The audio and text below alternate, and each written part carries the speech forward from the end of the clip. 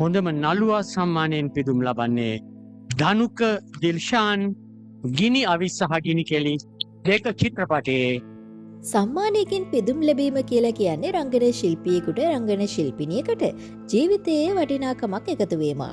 ඉතින් ධනුක දිල්ෂාන් කියලා කියන්නේත් නව පරපුරේ කවුරුත් දන්න හඳුනන රංගන ශිල්පියෙක්. පසුගියදා පැවැත්වුණු සරසවි සම්මාන උළෙලෙදී ඔහුත් සම්මානයෙන් පිදුම් ලැබුවා.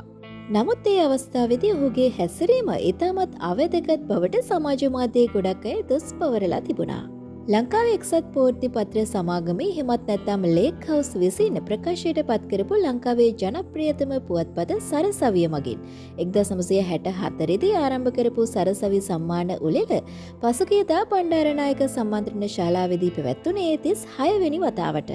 ශ්‍රී ලංකාවේ සිනමාව කලාව දියුණු කිරීමට අභිප්‍රේරණයක් වෙමින් රංගන ශිල්පීන් ශිල්පිනියන් විතරක් නෙමෙයි කලාවට සම්බන්ධ හැම පැතිකඩකම දක්ෂයින් ඇගීම සහ උන්ට සම්මාන ප්‍රදානය කිරීම අගය කළ යුතු කාරණාවක්. ඉතින් 2025 මෙවර පැවැත්වුණු සරසවි සම්මාන උළෙලේදී පුංචි තිරේ රිදී තිරේ දස්කම් දැක්වූ රංගන ශිල්පීන් ශිල්පිනියන් විශාල ප්‍රමාණයකට සම්මාන ලැබී තිබුණා. හැමදාම දකින මූණුවලට වඩා අලුත් මින් පෙර සම්මාන උළෙලක නිර්දේශ වුණේවත් නැති දක්ෂයින්ව මෙවර අගය කරමින් සම්මාන ප්‍රදානය කිරීම ප්‍රේක්ෂකයින් අගය කළා. ඒ අතරින් එක්කෙනෙක් තමයි ධනුක දිල්ෂාන් කියලා කියන්නේ. ගිනි අවිස් සහ ගිනිකිලි චිත්‍රපටයේ මංජුගේ චරිතය වෙනුවෙන් ඔහු මෙවර සරසවි සම්මානෙන් පිදුම් ලැබුවේ හොඳම නළුවා ලෙසටයි. සම්මාන උළෙලෙදි තමන්ගේ නම කියවෙනවත් එක්කම ඔහු වේදිකාවට ගියේ කටේ තියෙන චුයින්ගම් එක කන ගමන්මයි. ප්‍රසිද්ධ ස්ථානයක වේදිකාවක සම්මානයක් ලැබීම කියලා කියන්නේ රංගන ශිල්පියෙකුට ගෞරවයක්. ඒ ගෞරවය තමාව අගයන පාර්ශවයටත් පෙරලා ලබා දිය යුතුමයි.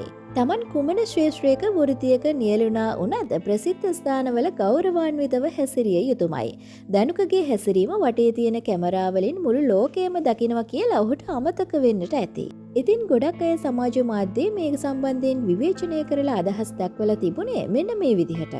රංගපාන්න විතරක් දැනගෙන වැඩක් නැහැ. ප්‍රසිද්ධ ස්ථානවල ගෞරවය රැකගෙන හැසිරෙන්න බැරි නම්.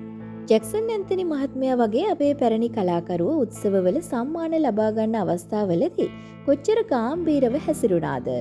එතුමන්ලා රංගනයේ ප්‍රගුණ කළේ විනයත් එක්ක. තවත් කෙනෙක් අදහස් දක්වලා තිබුණේ එන්න ඒ විදිහට. ඉතින් මේ ගැන ඔයාගේ අදහසක් යටින් කමෙන්ට් එකක් දාන්න අමතක කරන්න එපා. ඒ වගේම අපේ YouTube channel එක subscribe කරලා තියාගන්න.